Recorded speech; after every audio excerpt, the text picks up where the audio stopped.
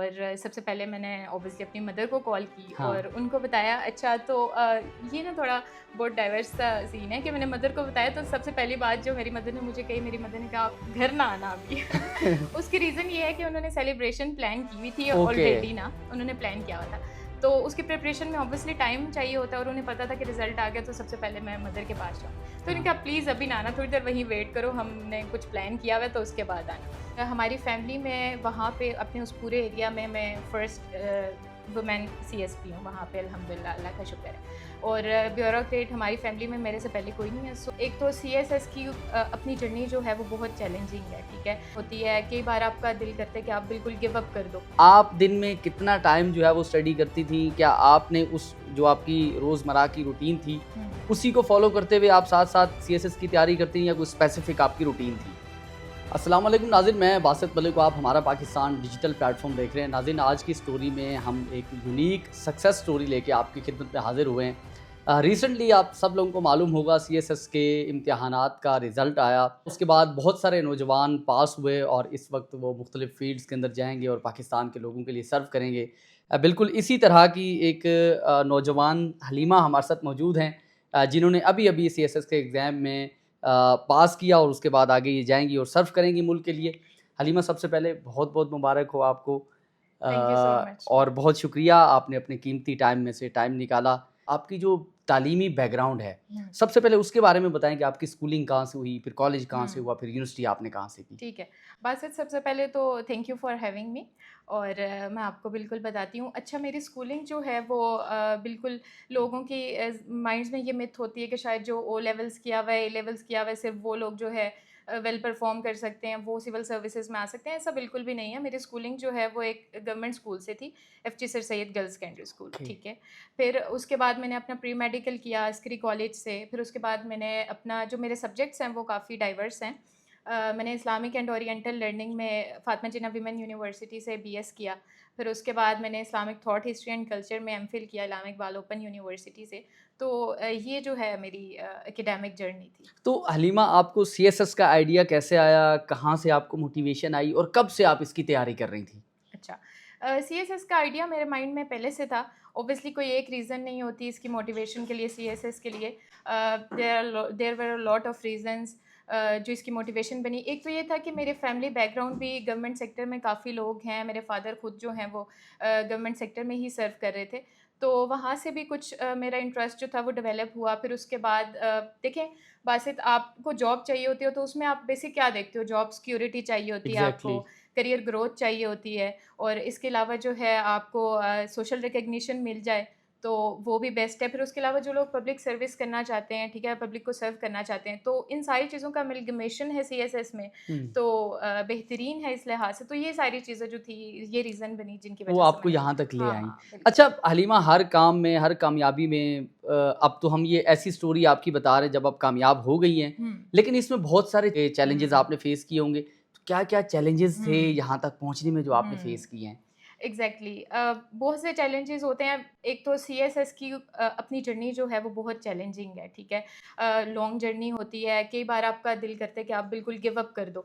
आपको लगता है जब आपके मॉक आपकी वैल्यूएशंस होके आती हैं इन स्टार्ट, तो आपको लगता है कि जब वो आप अपने मार्क्स वगैरह देखते हो और आपकी वो रिमार्क्स देखते हो टीचर्स के, तो आपको लगता है कि you should give up now. हुँ। तो वही आपके लिए सबसे बड़ा चैलेंज होता है। लेकिन ये है कि इस जर्नी में चैलेंजेस तो बहुत ज़्यादा है, लेकिन अगर इंसान के पास ट्रू मोटिवेशन होती है, उसके पास कोई रीज़न होती है इसको करने की, तो वो जो है वो फिर इसको लेके चलता रहता है, जिसके अंदर कंसिस्टेंसी होती है। तो ये सारी जो है वो। अच्छा हुँ, हलीमा, हम जब सुनते हैं कि जब आप सीएसएस की तैयारी करते हैं तो आप अपने आप को बिल्कुल जो है वो साइड लाइन कर देते हैं, आप दूसरी एक्टिविटी हुँ, छोड़ देते हैं और आप दिन में जो है 12-12, 14-14 हुँ, घंटे बुक्स पढ़ते हैं और कभी मैगज़ीन्स आप पढ़ रहे हैं, कभी डॉक्यूमेंट्रीज़ देख रहे हैं। हुँ, आप दिन में कितना टाइम जो है वो स्टडी करती थीं? क्या आपने उस जो आपकी रोज़मर्रा की रूटीन थी, हुँ। उसी को फ़ॉलो करते हुए आप साथ-साथ सीएसएस की तैयारी करती थीं या कोई स्पेसिफ़िक आपकी रूटीन थी? ठीक। देखिए ये तो अगर उसी स्पेसिफिक रूटीन को आप कंटिन्यू रखें तो सीएस करना ऑब्वियसली पॉसिबल नहीं है। लेकिन ऐसा भी नहीं है कि आप लोग बिल्कुल दुनिया छोड़ दो और वो सारा कुछ, ये भी सच नहीं है। हाँ, आप अपना ऑर्गेनाइज़ कर लो प्रॉपर, आप अपना टाइम टेबल बना लो कि इतनी ड्यूरेशन मैंने इस चीज़ को देनी है और इतना टाइम मैंने स्टडीज़ को देना है, और फिर वो भी हर बंदे की इंडिविजुअल कैपेसिटी पे डिपेंड करता है, ठीक है? कोई एक ही चीज़ है जो 2-3 आवर्स में उसको ग्रैस्प कर सकता है, और कोई है कि जो वो उसको वन गो में कर लेता है, कम टाइम में कर लेता है। तो ये हर बंदे की कैपेसिटी वाइज़ वेरी करता है, और ऐसा बिल्कुल भी नहीं है कि दुनिया छोड़ देनी पड़ती है। मैंने साथ शादी के फंक्शंस भी अटेंड किए, मैंने हाँ। बर्थडेज़, इवेंट्स भी जो है वो अटेंड किए, और वो सारा कुछ। हाँ, सोशल मीडिया से मैंने कुछ टाइम के लिए बैक ऑफ किया था, हुँ। क्योंकि वो डिस्ट्रैक्शंस होती हैं। तो अराउंड 8 टू 10 आवर्स तो मैं इसको मस्ट देती थी, और फिर लास्ट में जो लास्ट के मंथ्स होते हैं उसमें तो ऑब्वियसली आपको ज़्यादा टाइम देना पड़ता है। हाँ, तो हलीमा मुझे अपने थोड़ा बैकग्राउंड के बारे में भी बताएँ कि आपका ताल्लुक कहाँ से है? हुँ। आपके ख़ानदान में क्या कोई इस तरह से, क्योंकि लोग समझते हैं कि जिनके रिश्तेदार, जिनके भाई, जिनके वालिद, जिनके रिलेटिव्स जो है वो सीएसएस पास करके अफ़सर्स बनते हैं, तो उन्हीं के ही बच्चे बार-बार ऊपर हुँ, आते हैं। तो मैं चाहता हूँ कि आप थोड़ा अपना बैकग्राउंड बताएँ कि हुँ, आपका ताल्लुक कहाँ से और आपके ख़ानदान में क्या कितने लोग जो है वो सीएसएस हुँ। ऑफ़िसर्स हैं? अच्छा, मेरा ताल्लुक जो है वो हरिपुर के तहसील जो है वो हरिपुर है, वहाँ उसके नियर एक विलेज है, वहाँ से मेरा ताल्लुक है। और ये जो है ये बिल्कुल एक मिथ है कि आपके रेफरेंसेस होते हैं आपके पास तो तब आप सिविल सर्विसेज में आते हो, ऐसा बिल्कुल नहीं है। There are a lot of stories जो अभी हमारे बैचमेट्स हैं उनकी आप देखें, कोई किसान का बेटा बन गया, कोई तो रेफरेंसेस इसमें बिल्कुल नहीं चाहिए होते। और हमारी फैमिली में वहाँ पे अपने उस पूरे एरिया में मैं फर्स्ट वुमेन सीएसपी हूँ वहाँ पे, अल्हम्दुलिल्लाह, अल्लाह का शुक्र है। और ब्यूरोक्रेट हमारी फैमिली में मेरे से पहले कोई नहीं है। सो ये रेफरेंसेस वाली बात जो है ये बिल्कुल मिथ है, ऐसा नहीं होता। इट्स प्योरली मेरिट बेस्ड, और मेरिट बेस्ड सिस्टम एलोकेशंस होती तो हैं। आपने कहीं से कोई स्पेसिफ़िक तैयारी की है सीएसएस के लिए, या हुँ, सेल्फ स्टडी करती रहीं, या कहीं से कोई अकेडमी आपने जॉइन की जिसने आपको ट्रेन किया हो? हुँ। देखिए सीएसएस की जर्नी के लिए अकेडमी जॉइन करना ज़रूरी नहीं है। आपको गाइडेंस चाहिए होती है, वो गाइडेंस आपको जो ट्रू गाइडेंस कोई भी दे देता है, चाहे वो अकेडमी है, चाहे कोई सीएसएस क्वालिफायर है या कोई भी है पर्सन, तो आप सीएसएस जो है वो कर लेते हो। तो ऐसे ही था, मेरे इन कॉन्टैक्ट थी, मैं एक मेंटोर थे ऑनलाइन उनके साथ, और वो मुझे गाइड करते थे, और बाकी मैंने जो है उनका वो नाम भी हम जानना सेल्फ चाहेंगे। स्टडी। हाँ, बस वो कॉन्फिडेंशियल रखना चाहते हैं, तो लेकिन ये है कि सेल्फ स्टडी, और वो उनसे थोड़ी बहुत गाइडेंस ली थी रिटन में। तो ये मेरी रिटन की जर्नी थी। ठीक है, अगर कोई स्टूडेंट सीएसएस करना चाहता है, हुँ, तो किन चीज़ों को मलहूज़ ख़ातिर रखे वो? किन चीज़ों के ऊपर ज़्यादा फ़ोकस करना चाहिए? हुँ, क्या चीज़ें उसको, कौन-सी चीज़ें नहीं करनी चाहिए ड्यूरिंग आपके एग्ज़ाम, जो रिटन एग्ज़ाम होता है, फिर उसके बाद जो इंटरव्यू होता है, और क्या चीज़ें उसको करनी हुँ। चाहिए? अच्छा, एस्पायरेंट्स जो हैं उनको मैं ये कहूँगी कि सबसे पहली जो मैं सजेस्ट करती हूँ दैट इज़ कंसिस्टेंसी।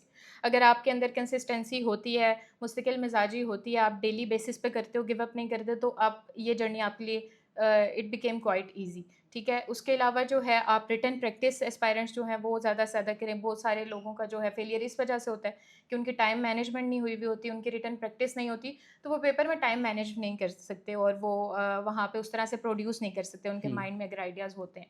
तो ये चीज़ें हैं, इनको अगर वो फॉलो करें तो with hard work surely they can do अच्छा, इट। उसके बाद हम नौजवानों की तरफ आते हैं। ये नौजवान बड़े मायूस हैं। हुँ, ग्रेजुएशन के बाद नौकरियाँ नहीं मिलती। अभी हुँ, इस वक़्त जो, चूँकि मैं खुद भी अभी यूनिवर्सिटी से रिसेंटली ग्रेजुएट हुआ हूँ, तो ठीक है। मैक्सिमम स्टूडेंट्स का ये होता है कि हम ग्रेजुएशन कर लेंगे तो बाहर हुँ, चले जाएँगे, किसी दूसरे मुल्क चले जाएँगे। पाकिस्तान में कुछ नहीं हुँ, रखा, नौकरियाँ नहीं मिलती, मुस्तकबिल नहीं है, फ्यूचर नज़र नहीं आ रहा। तो आप ऐसे लोगों को क्या हुँ, पैगाम देना चाहेंगी हुँ, कि किस तरह से, आप भी एक उसी तबके से ताल्लुक़ है आपका, वो एग्ज़ैक्टली। उसी तरह नौजवान हैं। तो क्या नौजवानों को आप देना हुँ। चाहेंगी मोटिवेशन या कोई मैसेज? एग्जैक्टली तो यूथ को मैं यही देना चाहूँगी कि फ़र्स्ट प्रायोरिटी हमेशा वो अपना कंट्री रखें, पाकिस्तान रखें, ठीक है? There are a lot of opportunities आप कर सकते हैं, मेरिट बेस्ड सिस्टम भी है। ऑब्वियसली कुछ हमारे ड्रॉबैक्स भी हैं कंट्री में, लेकिन अगर हम ये सीएसएस का अपना सिस्टम देखें, बिल्कुल प्योरली मेरिट बेस्ड है, तो वो अपनी फ़र्स्ट प्रायोरिटी यही रखें कि वो पाकिस्तान को सर्व करें, और यहीं पे लेकिन ये है कि प्लान बी वो साथ में अपना रखें, उनका होना चाहिए। बिल्कुल सब कुछ जो है अपना इस चीज़ को नहीं दे देना चाहिए, ये मेरी सजेशन है। तो लेकिन first priority should be Pakistan. Okay. हुँ। तो आपकी ये फर्स्ट अटेम्प्ट थी, या आपने दूसरी तीसरी बार ये दिया है तो आप पास हो गई हैं? ये मेरी फर्स्ट अटेम्प्ट थी, अल्हम्दुलिल्लाह, फर्स्ट आपको अटेम्प्ट लगता में था कि मेरा आप हो जाएँगी? हाँ, कुछ थोड़ा बहुत आइडिया था, लेकिन अल्लाह का शुक्र है कि हो गया। तो आप मुझे थोड़ा अपने घरवालों का भी बताएँ, जब उन्हें पता चला कि उनकी बेटी हुँ। सिलेक्ट हो गई है। ज़ाहिर है ये आपका रिज़ल्ट भी मेरे ख़्याल से काफ़ी डिले हुआ, हाँ, तो एग्ज़ैक्टली। काफ़ी डिले के बाद जब आपका रिज़ल्ट आया तो फिर वो आप हुँ, पास हो गई, तो फिर आप फैमिली में, रिश्तेदारों में, दोस्तों में, क्या उनके तासुरात थे? अच्छा, हमारा रिज़ल्ट काफ़ी डिले हुआ, फ़ेब से हमें लग रहा था कि आज आ जाएगा, कल आ जाएगा, तो वो आया अप्रैल के एंड में। तो जिस टाइम रिज़ल्ट आया उस टाइम मैं ऑफ़िस में थी और सबसे पहले मैंने ऑब्वियसली अपनी मदर को कॉल की हाँ। और उनको बताया। अच्छा, तो ये ना थोड़ा बहुत डाइवर्स सा सीन है कि मैंने मदर को बताया, तो सबसे पहली बात जो मेरी मदर ने मुझे कही, मेरी मदर ने कहा, "आप घर ना आना अभी।" उसकी रीज़न ये है कि उन्होंने सेलिब्रेशन प्लान की हुई थी ओके। ऑलरेडी ना, उन्होंने प्लान किया हुआ था। तो उसकी प्रिपरेशन में ऑब्वियसली टाइम चाहिए होता है और उन्हें पता था कि रिज़ल्ट आ गया तो सबसे पहले मैं मदर के पास जाऊँगी। तो उन्होंने हाँ। कहा, प्लीज़ अभी ना आना, थोड़ी देर वहीं वेट करो, हमने कुछ प्लान किया हुआ है तो उसके बाद आना। और शी वाज़ क्राइंग और बस इसी तरह की मतलब हम सिचुएशन, जैसे दे वर वो सो हैप्पी। हमने बचपन में एक ड्रामा देखा था कुछ साल पहले, ऐद वफ़ा ड्रामा होता है, उसमें हुँ। वो सीएसएस क्लियर करते हैं और असिस्टेंट कमिश्नर बन जाते हैं। तो इस तरह की सिचुएशन वाक़ई में एग्ज़िस्ट करती है, हाँ, होता है ऐसा। एग्ज़ैक्टली, बिल्कुल एग्ज़िस्ट करती है और मेरी फैमिली से ज़्यादा तो मेरे इलाके के जो लोग हैं वहाँ पे, गाँव वाली साइड पे, मेरे होम टाउन वाली साइड पे, वो बहुत खुश हैं क्योंकि फर्स्ट फीमेल सीएसपी है वहाँ पे। तो काफ़ी उन्होंने मुझे जो है रिगार्ड किया इस चीज़ के लिए, उन्होंने काफ़ी एप्रिशिएट किया। तो वो भी जो है वो बहुत खुश हैं। तो तो अभी आगे इट्स एन किस ओवरवेलमिंग सिचुएशन। That's great. तो हुँ। आप आगे किस फ़ील्ड में जा रही हैं और क्या आपके करने के इरादे हैं आगे? मैं जो हूँ वो मेरी education commerce and trade group में हुई है और commerce and trade group is a very good group in the sense कि इनका पॉलिसी मेकिंग में रोल होता है, ठीक है? और आप अपने कंट्री को रिप्रेजेंट करते हो फॉरेन जाके, बाहर अब्रॉड जाके, डिफरेंट कंट्रीज़ में जाके एज अ ट्रेड ऑफिसर और ऑल दैट। सो मेरा प्लान तो यही है इंशाल्लाह to perform my best to represent my country in the best way possible. तो इंशाल्लाह यही प्लान बहुत शुक्रिया हलीमा, है। Best of luck, best wishes. आप अपनी फ़ील्ड में जाके पाकिस्तान के लिए बहुत कुछ करेंगी, हमें फ़ख्र है आप पे और इंशाल्लाह आगे भी रहेगा कि आप पाकिस्तान को जो है वो रिप्रेज़ेंट करेंगी, पाकिस्तान को इंशाल्लाह। सर्व करेंगी। तो इसी के साथ अपने मेज़बान बासित मलिक को इजाज़त दें। हाँ, अगर आपका कोई सीएसएस के हवाले से आपका कोई क्वेश्चन है, कोई क्यूरी है, तो आप कमेंट्स बॉक्स में जो है वो क्यूरी, अपनी क्वेश्चन पूछ सकते हैं रिगार्डिंग सीएसएस एग्ज़ाम। तो इंशाल्लाह वो क्यूरीज़ हम आपकी जो है वो हलीमा तक पहुँचाएँगे। तो हो सका तो इंशाल्लाह उसके जवाबात भी, उनके आंसर्स भी आप तक पहुँचाएँगे। तो इसी के साथ अपने मेज़बान बासित मलिक को इजाज़त दें। पाकिस्तान ज़िंदाबाद।